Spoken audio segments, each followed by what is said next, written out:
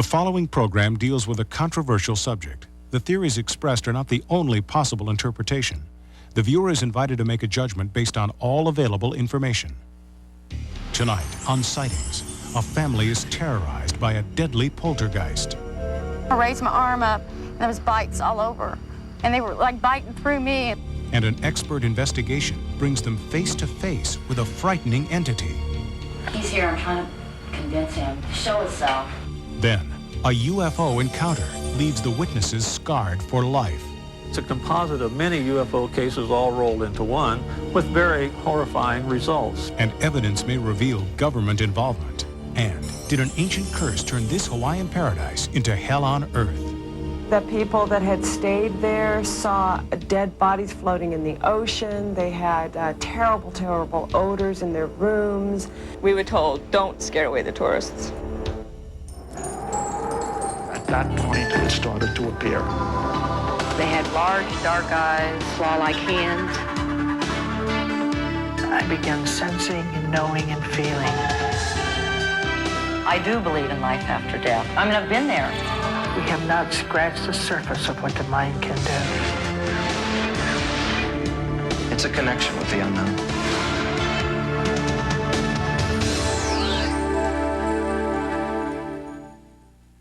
Welcome to Sightings. I'm Tim White. For one family in the Midwest, owning their own business was a dream come true. But now that business has become a constant source of terror.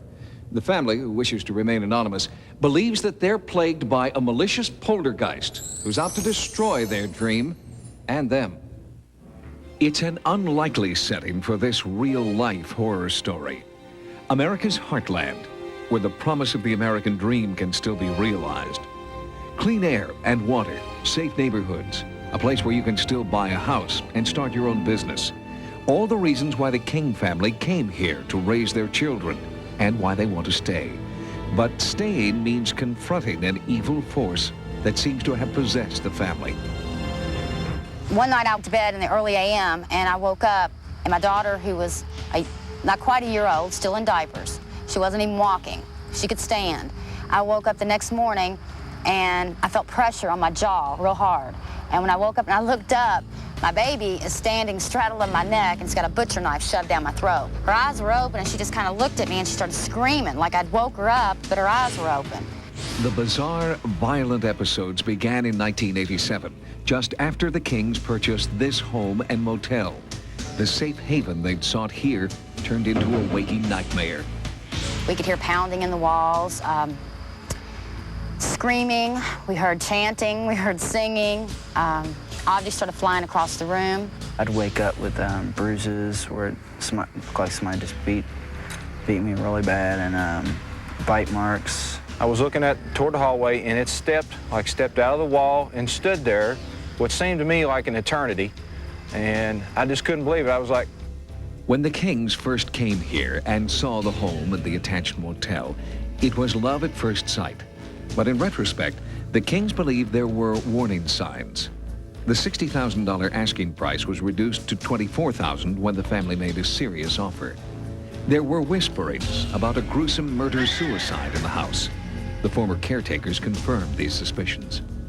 There was a lady that lived here at one time that was supposed to have committed suicide. And the way I understand it, she was supposed to have been really mean to her father-in-law. He was an old man. I never got any rest. Somebody was on my bed jumping continuously. My bed would move. They told me the house was haunted to start out with, but I just didn't stay around because, you know, hey, something bothered you, get away from it. After the Kings moved in, encounters with the unknown force intensified. A mysterious stain appeared above the fireplace. The spot was sandblasted, but the stain came back. Fresh paint and new wallpaper immediately peeled off the walls, and spontaneous fires kept erupting near the attic. We thought somehow somebody was getting into the house, had keys or something, and for whatever reason was setting fires, trying to burn us out or something.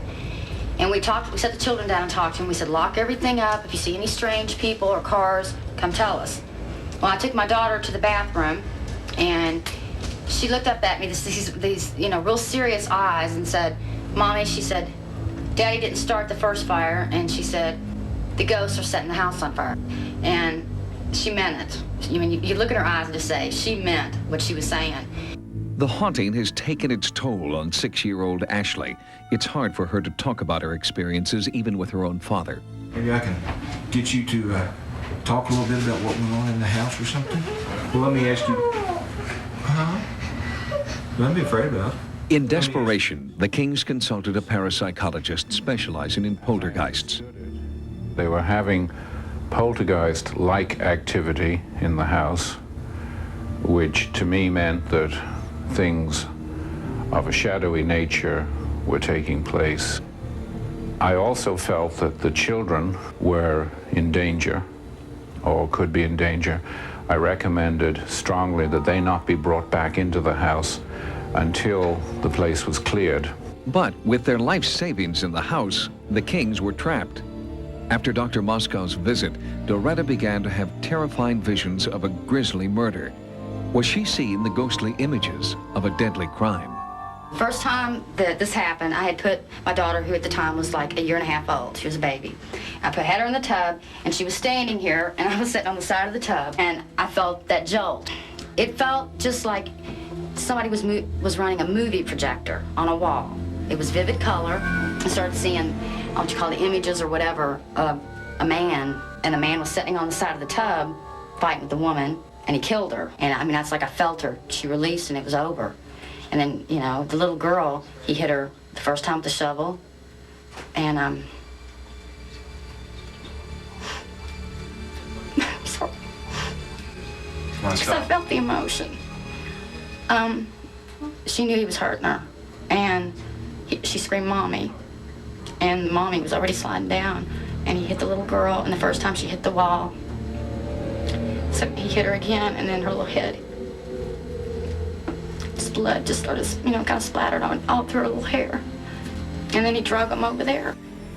It got to the point and bad enough where me and Stephen would even stay awake at night and just make sure we didn't feel anything or see anything happening to Doretta, because she seemed to be at one point getting the most attention, I guess, if you want to put it that way. She was being almost like violated. And then it moved away from me onto the children, and they were actually being bitten. Ashley got the worst of that. She would scream and say, "Make them stop." And one time I jumped on top of her, and I was really mad, and I told him to bite me. And I could feel her skin underneath me. I could feel it like it was depressing, and I raised my arm up, and there was bites all over. And they were like biting through me, and they weren't biting me, but they were biting her. And that was horrible, because I couldn't stop them from hurting them. Desperate to rid their lives of this terror, they turned to world-renowned parapsychologist Dr. William Roll for answers. This particular home is located in a triangle of high-tension wires, leaving open the possibility that the occurrences may be related to that situation. A home like this is a kind of hatchery for ghosts, you might say, because of the electromagnetic fields. We accompanied Dr. Roll during his investigation. 3 prominent psychics were brought in to try and identify the source of the disturbing poltergeist activity. I feel there was a murder here. Possible that there could be a body under this house, or bodies, too. I don't feel it's necessary to dig them up. I feel that these people can be released simply through understanding. The investigation proceeded. Finally, at 4:17 a.m., a breakthrough. The presence of an entity was strongly felt. Although our cameras couldn't pick up an image, Doretta felt she had made contact. He's here. I'm trying to convince him to show himself. Any idea where he might do that? He's standing right here. You gotta work with him. I mean, this is the first time he's ever even attempted to be nice. It's building. Right there. Where? Can you touch where it is? The wood. Even one of our skeptical crew members felt the presence. I feel it, and I see right there. Yes, right here. We're just giving we're negotiating here. My hair is standing on end. Come on, man. So strange. It's dissipated after all the activity of the evening. Okay. Calmed down. There it was. families who live in a home like this may experience, because of the place they're at in their lives, may experience events that have happened in the past in this house, in a house like this. There seems to be something that we call place memories. It's not only brains and minds that hold memories, but places also hold memories. We raised the children that monsters weren't real and there wasn't ghosts and boogeymen. And we raised them to be really secure in that. And when this happened, and when it all came about, suddenly our belief system and what we taught our children was turned upside down and shook. And they looked at us, and it was that look of, you know, we trusted you. Despite the work of the parapsychologists, the Kings were finally forced out by the entity. They wanted a safer home for their children, but finances have made it impossible for them to abandon the home they own. They've had to move back, and no one can predict what awaits them now. Coming up next, a UFO encounter leaves the witnesses scarred for life. It's a composite of many UFO cases all rolled into one with very horrifying results. In recent years, there's been a marked increase in the number of people who claim to have had contact with alien beings. Some of them tell disturbing stories of abuse and claim to have real physical scars from the close encounters they found terrifying. When it comes to UFO encounters, Hollywood has had a field day. The movies have portrayed aliens as comical spacemen or as benevolent creatures. But the movies we love to laugh at have nothing to do with reality. Reality is a woman named Vicki Landrum. I'd go to the grocery store and people would make fun of me. I'd try to go to church and the pastor asked me not to come. Vicki Landrum has struggled to convince the government and the public that contact with extraterrestrials has left her scarred and riddled with disease. Well, it's not just a light in the sky or somebody thinks they saw something. A real serious case, you know they've seen something. It changes people's lives. They're never the same afterwards if they've had a close encounter or if they've been injured. Houston, 1980. They were driving on a deserted road. Betty Cash, Vicki Landrum, and her 7-year-old grandson, Colby. They claim to have had a UFO encounter that left more than memories burned in the minds of these 3 victims. I kept screaming for Betty to get back in the car.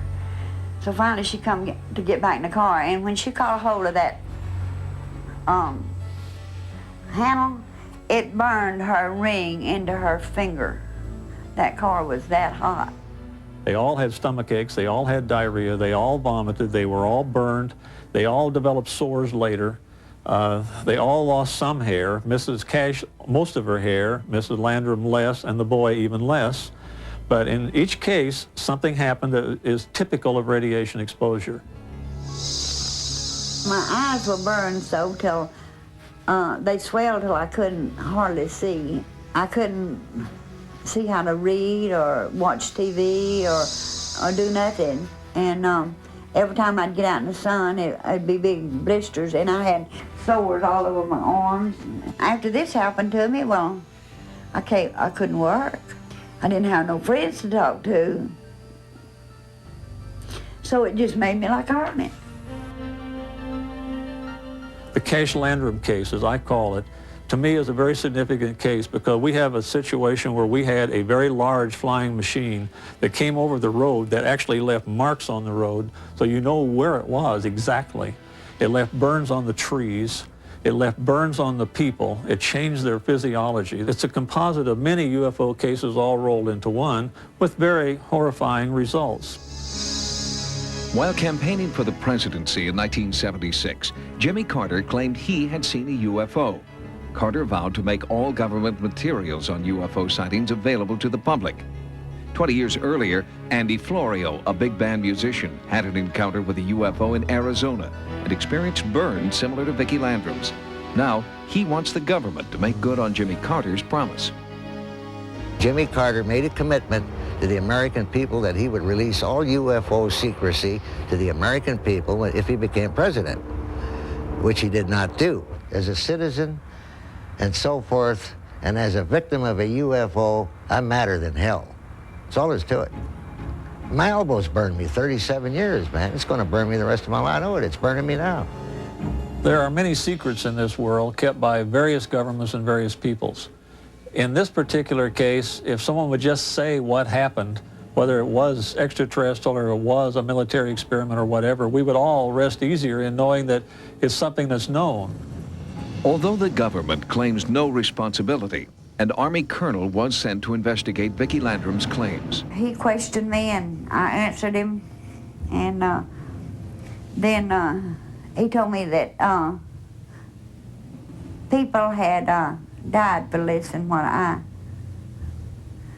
was trying to do. Some investigators suggest that the colonel's subtle threat was linked to helicopters Vicki saw surrounding the UFO.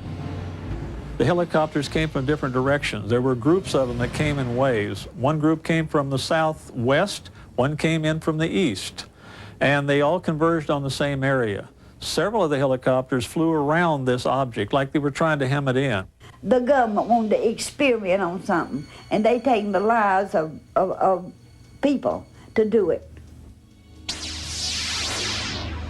Our system is not set up to explain the unexplainable. People all over this country are mysteriously injured, even killed every year. Vicki Landrum believes some of them may have met with deadly alien forces. Because she is seriously ill, Vicki won't be silenced. She speaks out in the hope that others will not suffer her terrible fate.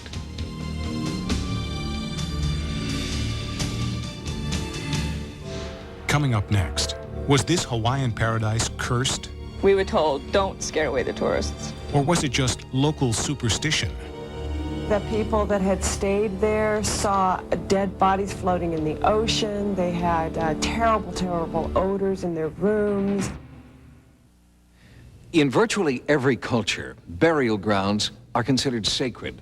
Some are said to carry a curse for those who dare violate them. Perhaps it was such a curse that struck the Seven Seas Hotel, a hotel built on sacred ground in Hawaii. The native peoples of Hawaii respect the awesome power and beauty of nature because they believe that the same forces that created their island paradise can also destroy them. They believe the forces of nature are ruled by the gods. Break their laws, and the gods will retaliate. Hawaiians believe ground that is sacred to the gods must be respected. For that reason, according to local beliefs, the Seven Seas Hotel should never have been built. Native Hawaiian people have a great deal of respect for what Westerners might consider superstitions. When Hurricane Iwa destroyed the Seven Seas Hotel in 1982, many Hawaiians believed that it was an act of vengeance by angry gods. During construction of the hotel, an ancient Hawaiian burial site was unearthed. Some natives believed the site would be cursed unless it was blessed by a holy man, a kahuna. But developers dismissed the practice as superstition, and construction continued. In Hawaii, there are just certain things that you have to do. When you build something, you have to have the land blessed, and according to all details, this was not blessed. If you're excavating, you uncover bones. They have to be disposed of properly, and apparently they were not disposed of properly here, so they were asking for trouble. Once the hotel opened, the gods seemed to make their presence known. The people that had stayed there saw dead bodies floating in the ocean. They had terrible, terrible odors in their rooms. They had birds attack them in the dining room. A lot of the local people that had originally started to work there experienced many, many eerie things, and a lot of them quit working. Me, I worked one night. I was night shift, okay? Then I was cutting my vegetables. Then I don't know from where that thing came, rainbow color, spinning like that against the icebox. So I started confident. I took that knife and I started cutting the shadow. I said, don't you ever bother me because I don't bother you. Julie Coe was 14 when she and her mother moved into the hotel in 1977. They stayed for 6 months in room 13. My mom would work late at night, and so I'd be home by myself doing my homework and what all. And they'd just play games with me all night long. The only way I got rid of them, an old local woman told me, she said, they hate swearing. She said they absolutely hate swearing. And one night I had just had it. I couldn't sleep, I couldn't read. They were just making too much racket. They were making me very uncomfortable, and I got up on my bed and screamed every 4-letter word I could think of in every combination I could think of. And by gosh, if they didn't settle down and leave me alone for the night. You'd hear it like every other night, the knives hitting in the wall, toilets flushing, people walking on the carpet. After a while, you just get used to it. We were told, don't scare away the tourists. You know, if they hear spooky noises, don't tell spooky stories. You know, make an excuse for the toilets, anything. Seven Seas was a nice hotel. Not fabulous, but a nice view. So people came, but they didn't expect the spooks at night. The hotel was plagued by disturbing events. Then, finally, Hurricane Iwa roared in and destroyed the Seven Seas Hotel. Was it simply the force of nature at work? Or was it a deliberate retaliation by spiritual forces who were angered by the desecration of an ancient burial site? Locals believe Hurricane Iwa was the revenge of the gods. On the very same site where the Seven Seas Hotel was destroyed, a new condominium complex has been built. But before construction started this time, the land was blessed by a kahuna. Since the blessing, there have been no further incidents. Thanks for joining us. For Sightings, I'm Tim White. Good night. Tomorrow, after a full hour of cops, a flash flood traps a man underwater in his car. Be there as a team of rescuers risk their own lives to save him. Then, see incredible footage of a heroic fireman attempting to catch a baby girl as she falls from a 3rd-story balcony on an all-new Code 3 tomorrow. And Sunday, on Married with Children, Bud Bundy has not one woman, but 2. Could this be the end of civilization as we know it? Married with Children, Sunday after In Living Color and Rachel Gunn. Now, stay tuned for Hidden Video.